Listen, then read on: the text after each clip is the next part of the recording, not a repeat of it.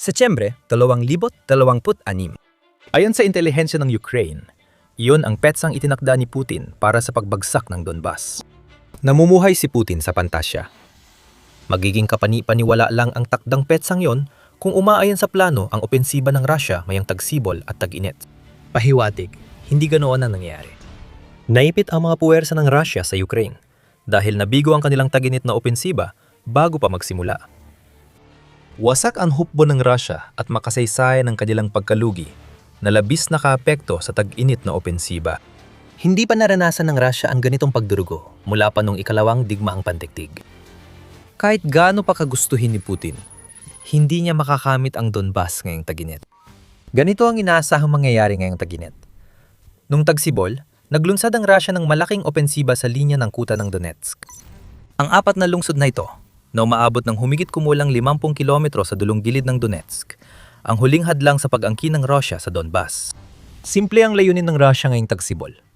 Maglunsad ng libu-libong atake para pahinayin ang depensa at ihanda ito sa tag-init, kung kailan maaring bumagsak ang linya at makuha ang Donbas pagsapit ng Setyembre. Problema ni Putin, kailangan ng Russia ng malakas na militar para gumana ang plano. May dahilan kung bakit tinawag na linya ng kuta ito. Nakakamatay ito para sa kahit anong hukbo na sapat ang katangahan para atakihin ito. Kaya inatake ito ng Russia, pero pumalpak sila. Ang napakasamang tagsibol ay humantong sa isang tag-init na hindi umaayon sa inaasahan ni Putin. Wasak na wasak ang militar ng Russia. Ipinapakita ng mga numero ng Mayo ang lahat ng kailangan nating malaman para makita na bumagsak na ang opensiba ngayong tag-init bago pa man ito magsimula. Magsimula tayo sa mga tauhan.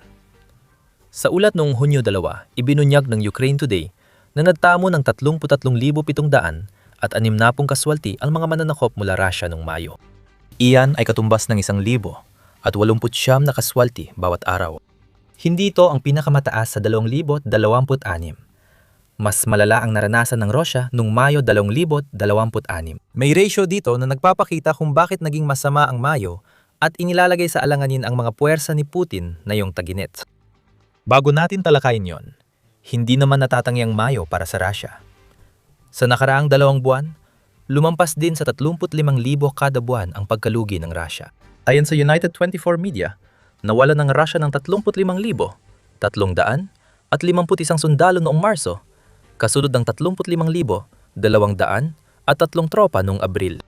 Ang 33,760 ng Mayo ay aktual na isang pagbuti para sa mga puwersa ni Putin. Gaano man yan kabaliw sabihin. Ibig sabihin, sa unang 5 buwan ng 2026 tinatayang 100 at 30,000 sundalo ng Russia ang nawala. Ito ay mga bilang na hindi pa nakita mula nung ikalawang digmaang pandigdig. Mas lumalala ito para sa Russia. Nabanggitin natin ang isang ratio kanina. May datos ang Ukraine na nagpapakita kung gaano kasamang Mayo para sa Russia. Nakakuha ang puwersa ng Russia ng mga 88 kilometro kwadrado ng Ukraine noong Mayo. Pero ang Ukraine ay nagkontra-attack rin. Napalayan ng militar ng Ukraine ang 68 na kilometro kwadrado. Ketang netong nakuha ng Russia ay 20 kilometro kwadrado lamang. Gawin natin ang matematika. Hatiin ang 33,700 at 60 katao sa 20 kilometro kwadrado, makakakuha ka ng 1,600 at 88 patay o sugatang sundalong Ruso kada kilometro kwadrado na nakuha ng Russia mula Ukraine noong Mayo. Palaging binibili ni Putin ang teritoryo gamit ang dugo ng kanyang mga tao, pero ito ay talagang katawa-tawang bilang. At baka ito na ang pinakamagandang sitwasyon para kay Putin. Ayon sa Interfax, mas mababa ang netong nakuha ng Russia kaysa sa ipinapakita ng Ukraine Today. Sa kabila ng pagtaas ng bilang ng kanilang mga operasyon ng pag-atake ng 37.5% nitong Mayo, ibig sabihin ay naglunsad sila ng mahigit 7,000 individual na pag-atake sa mga posisyon ng Ukraine. Russia ay nakakuha lang ng 14 na kilometro kwadrado ayon sa Interfax, gamit ang datos mula sa Deep State, isang open source na grupo sa pagsusuri militar. Kung isasaksak natin ang mga numerong ito sa nakakaawang bilis ng pag-usad, lumalabas na may 2,411 sundalong Ruso para sa bawat kilometro kwadrado na nakuha ng Russia nitong Mayo. Hindi lang nakakahiya kay Putin, kundi malaking kapahamakan sa tag-init na opensiba. Ang layunin ng mahigit 7,000 pag-atake noong Mayo at libu-libo pang pag-atake ng Russia noong tagsibol ay makakuha ng sapat na teritoryo para maatakihin ang Donetsk Fortress Belt. Mahalaga yan sa plano. Pero maliit lang ang nakuha ng Russia, kaya buong tag-init ay mauubos sa katamtamang tagumpay laban sa depensang sumisira sa kanilang militar. Hindi rin naman pwedeng sabihin ng Russia na magandang naging resulta nila noong Marso at Abril. Sabi ng Institute for the Study of War, ISW, 23.04 na kilometro kwadrado lang ng Ukraine ang aktual na nadagdag sa Russia noong Marso. Hindi kasama ang bigong paglusot na walang nabuong kontrol sa teritoryo. Noong Abril, nawalan ng Russia ng 116 tuldok, 0.1 kilometro kwadrado. Kung pagsasamahin natin lahat ito, ibig sabihin, halos 80 kilometro kwadrado ang tunay na nabawas sa Russia ngayong tagsibol. Ganyan ang kalagayan ng Russia ngayong tag-init. Nawala ng teritoryo at halos 100,000 sundalo ang patay o sugatan sa loob ng 3 buwang tagsibol.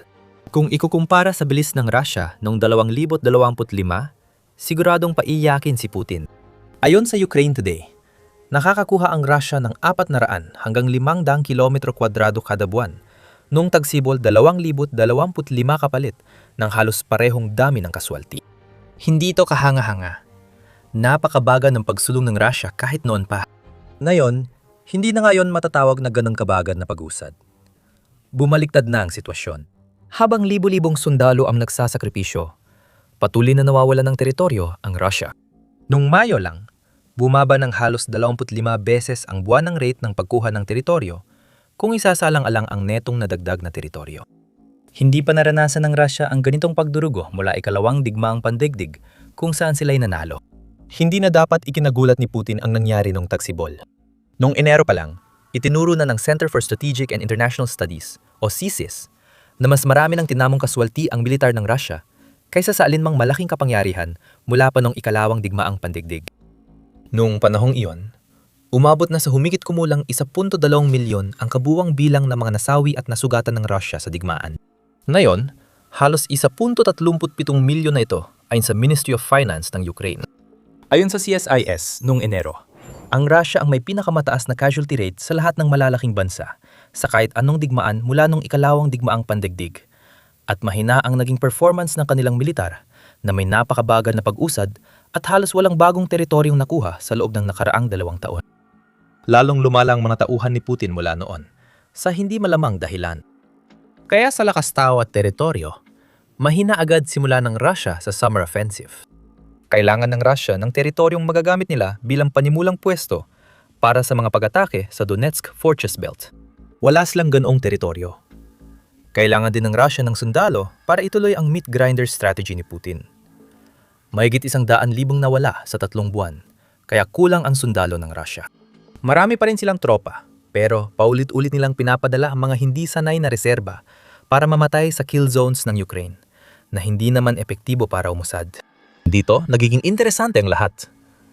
Kung gusto ng Russia ng makabuluhang estratehikong pag-abante laban sa Ukraine ngayong tag-init, kailangan nilang magdala ng mga nakabaluting sasakyan sa labanan. Dapat suportahan ng mekanisadong pag-atake ang mga sundalong ipinapadala ni Putin, kaya kailangang protektahan ng Russia ang mga tangke para magamit sa pagsira ng depensa ng Ukraine. Mukhang ginagawa ngayon ng Russia, pero hindi lahat ay gaya ng inaakala. Ayon sa datos ng Ukraine Today, nawalan ng Russia ng 63 main battle tank nitong Mayo. Iyan ang pinakamababang bilang sa Russia na pwedeng ikatuwa ni Putin. Kung hindi mo binibigang pansin ang totoong nangyayari sa Ukraine, maaaring isipin mong nagbago ang estratehiya ng Russia dahil sa kaunting nawalang tangke, na parang natutunan na nitong protektahan ang mga ito laban sa drone at sandatang kontra-tangke ng Ukraine. Hindi yun ang nangyayari. Ang pagkawala ng 63 tangke ay hindi magandang balita gaya ng akala, dahil ipinapakita lang na hindi ginagamit ng Russia ang kanilang mga tangke sa pagsalakay. Nagkakaroon tayo ng ideya tungkol dito sa mga datos ng teritoryo na ibinahagi natin kanina. Kung ginagamit ang mga tangke, mas mataas sana ang mga numerong yon. Ang katotohanan ng patuloy na nawawala ng teritoryo ang Russia ay nangangahulugan na wala silang natuklasang bagong mahusay na estratehiya sa paggamit ng tangke. Hindi na lang talaga ginagamit ng Russia ang mga tangke gaya ng dati. At yon ay dahil sa husay ng Ukraine na wasakin ang mga sasakyang pandigma ng Russia. Hindi ibig sabihin na naubos na lahat ng tangke ng Russia. Halos 12,000 tangke nang nawala sa kanila mula nang magsimula ang digmaan ayon sa Ministry of Finance ng Ukraine. Dagdag pa rito, marami ring napag-uusapan tungkol sa katotohanang kumukuha na ang Russia ng marami mula sa kanilang mga imbakan ng panahon ng Soviet para mapanatili ang mga sasakyang pandigma nito sa larangan at paubos na rin ang mga imbakan na yon. Patuloy pa ring tumatanggap ng tangke ang Rusya. Ayon sa ulat ng Euromaidan Press noong Mayo 9, patuloy na dumarating ang T-70M na tangke na tinawag ni Putin na pinakamahusay na main battle tank sa mundo. Ang mga gumagawa ng tangke sa Russia ay patuloy ding gumagawa ng mga modelong T-80 at T-72 na mga in-upgrade na bersyon ng mga plataporma noong panahon ng Soviet na malawakan ng ginamit ng Russia sa Ukraine. Ipinagmamalaki ng Russia ang T-14 Armata tank kahit mabagal nila itong naipadala sa labanan sa Ukraine. Ang punto dito ay patuloy pa rin ginagawa ang mga tangke kahit na hindi ito sapat para mapalitan ang mga nawalang tangke na naranasan na ng Russia. Ano ba talagang nangyayari? Bakit mas kaunti ang tangke ng Russia na ginagamit na yon kaysa dati sa kanilang pananakop? Maaring ibuod ang sagot sa isang salita. Takot. May mga tangke ang Rusya, pero masyado itong natatakot gamitin ang mga ito. Nakikita natin yan sa kwento ng T-14. Ayon sa Defense Magazine, noong Hulyo, 2025, hindi pa rin nagde-debut ang T-14 sa digmaan. Sabi ng artikulo, hindi pa ginagamit ng mga opisyal ng Rusya ang tangke dahil natakot sila matapos makita ang ginawa ng Ukraine sa mga kagamitang pandigma na ipinadala roon. At ayaw nilang ilantad agad ang tunay na kakayahan ng T-14 sa labanan. Sa ngayon, may pagmamalaki ng Rusya ang T-14 bilang isa sa pinakamahusay na tangke sa mundo. At sa pamamagitan ng paulit-ulit na pagyayabang ngayon, nakakabenta ito sa mga mamimili.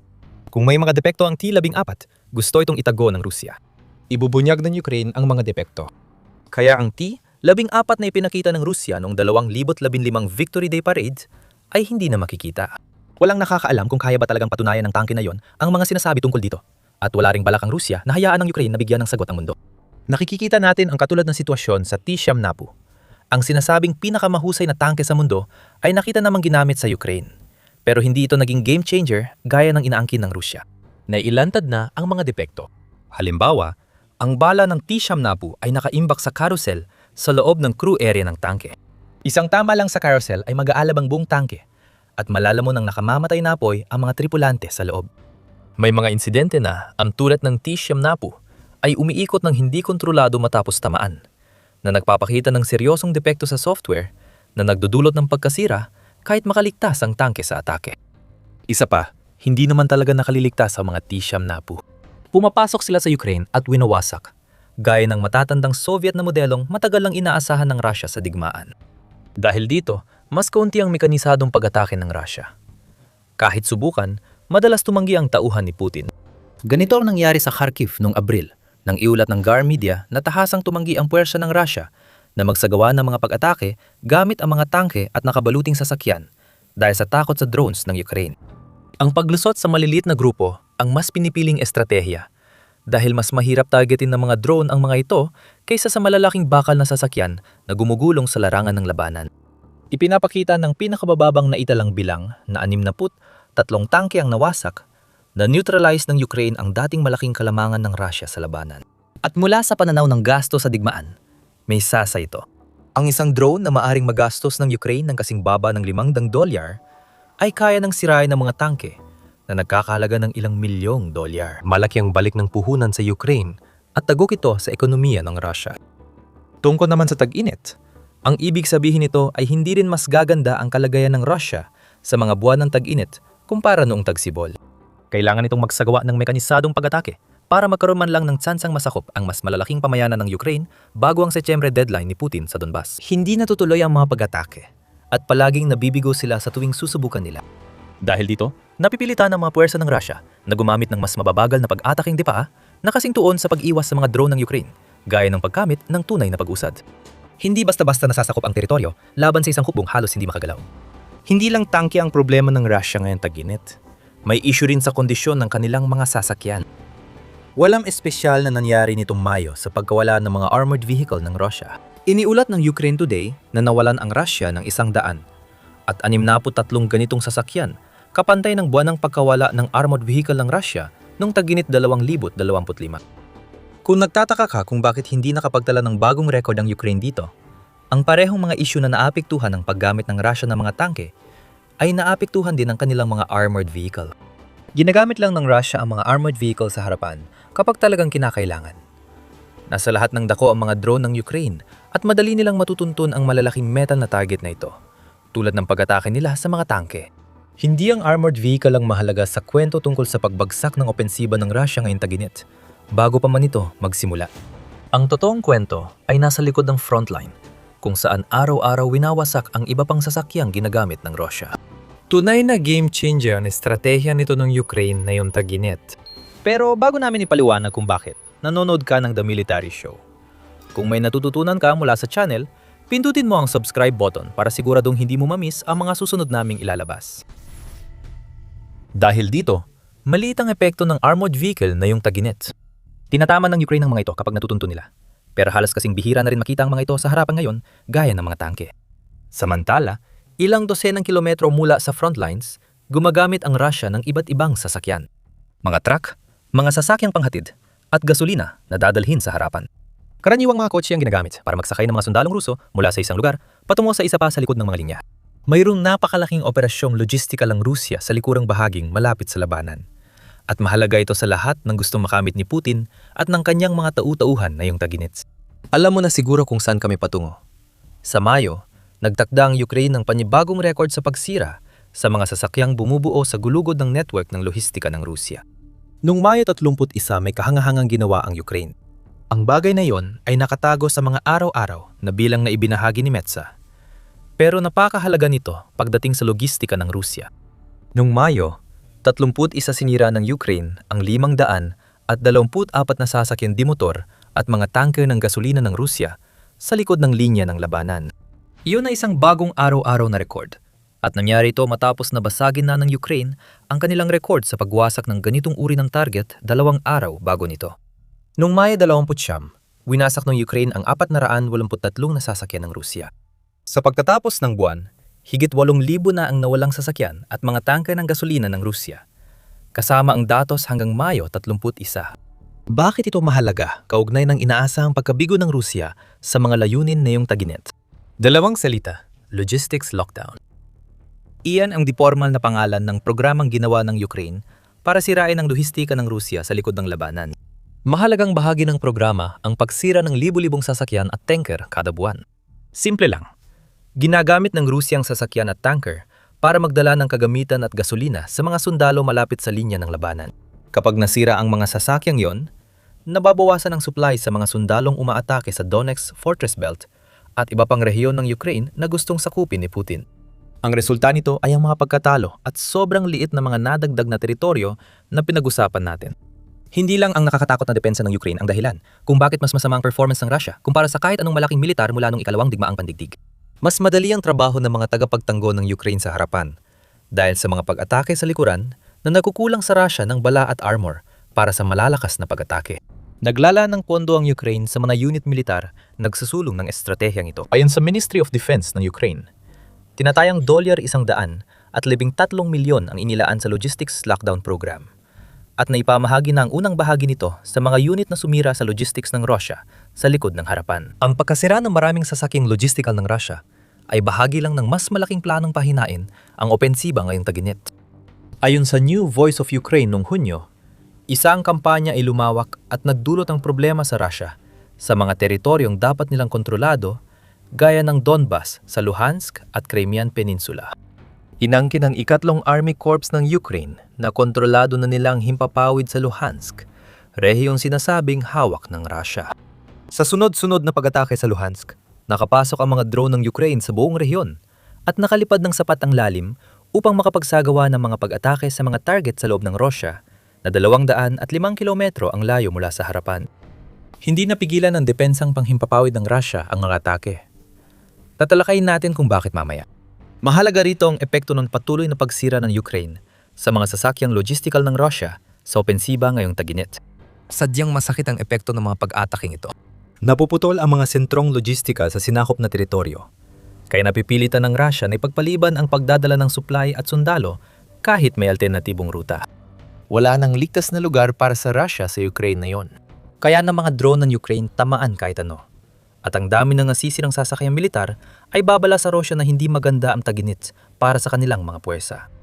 Ngayon, tatalakayin natin ang artilyerya. Kailangan ito ng Russia para bombahin ang depensa ng Ukraine. isang karaniwang estratehiya sa lupa.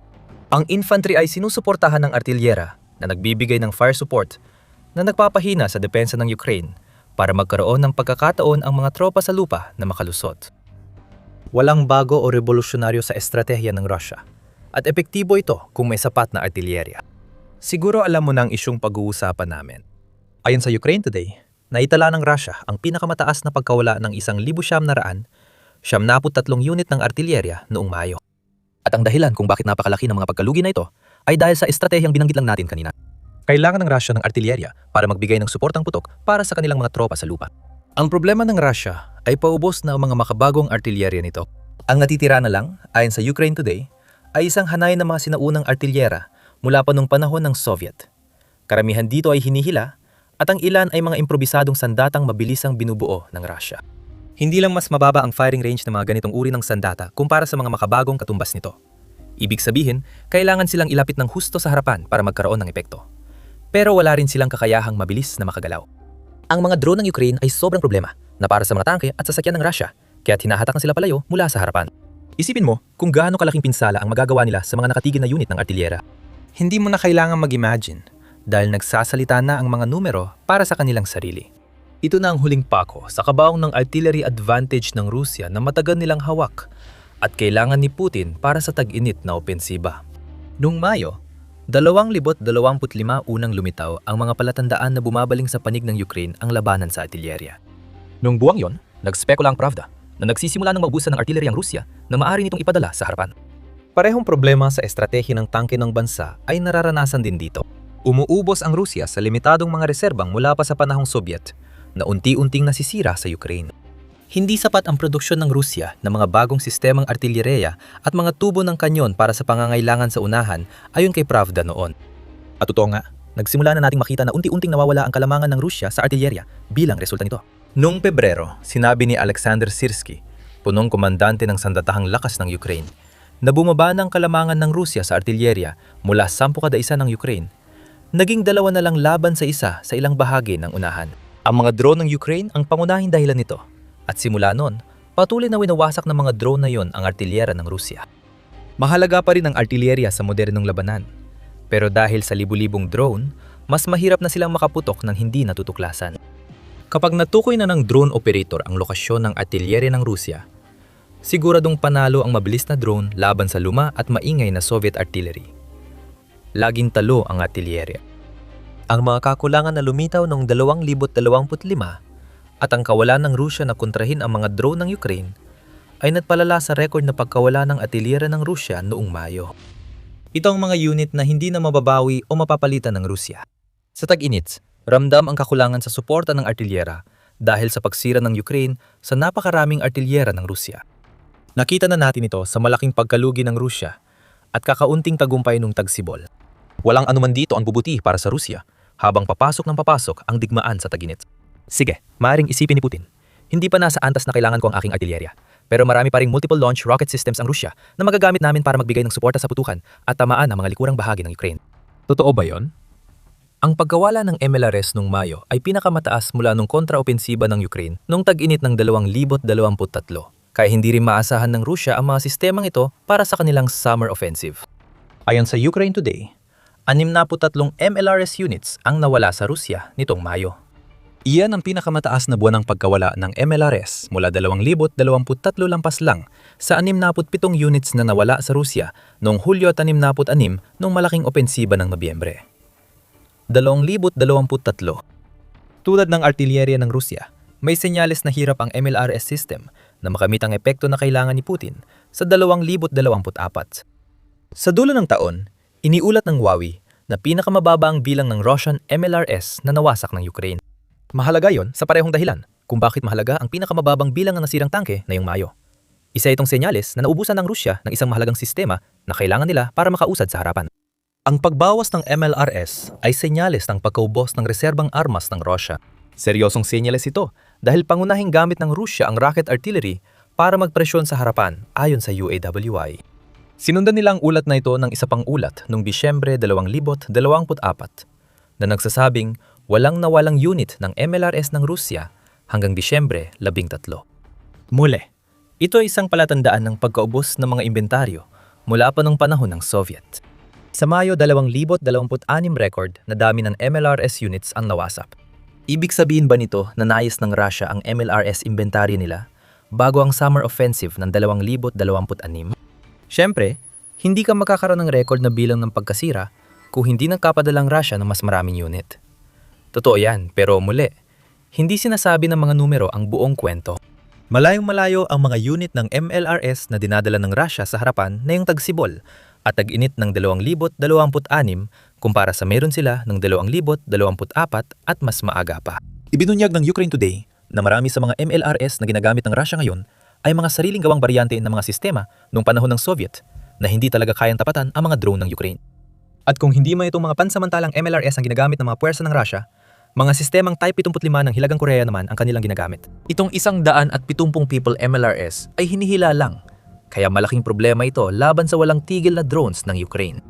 Hindi pa ito ang pinakamahusay na MLRS na nakuha ng Russia mula North Korea.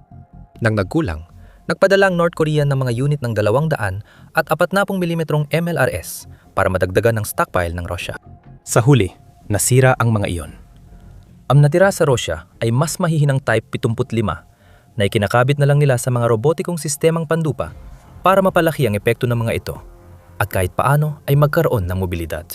Bagamat makabago ang mga ideyang ito, ipinapakita ng record ng nasirang MLRS units nitong Mayo na hindi ito epektibo. Ang mga natalakay nating pagkalugi ay nagpapakita ng makasaysayang kabiguan ng Russia na mapanatili ang kailangang kagamitan para sa summer offensive. Kung isa sa mga pagkalugi sa kagamitan, casualty rate at mabagal na pag-usad ng Russia, wala silang katapormang magagamit para sa opensibang magpapabagsak sa Donbas pagsapit ng Setyembre. Bigo na ang summer offensive bago pa magsimula. Paano pa mapapalala ng Ukraine ito para sa Russia? Nabanggit natin ang malawakang pagkasira ng air defense ng Russia. Noong Mayo, winasak ng Ukraine ang 42 unit ng depensang panghimpapawid ng Russia.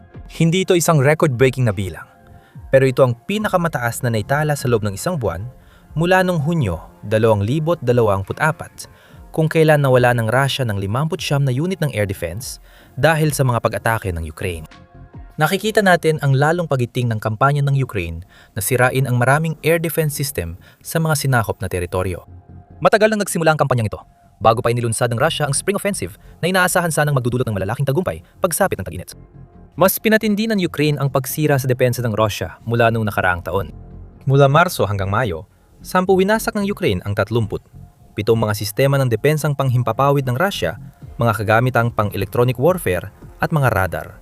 Doble sa bilang noong Oktubre 2025 ayon sa Keypost. Inulit ng Ukraine ang tagumpay noong Mayo, nagdagdag ng 5 pa. Kaya masama ito para sa Russia ngayong tag-init dahil sa isang simpleng dahilan.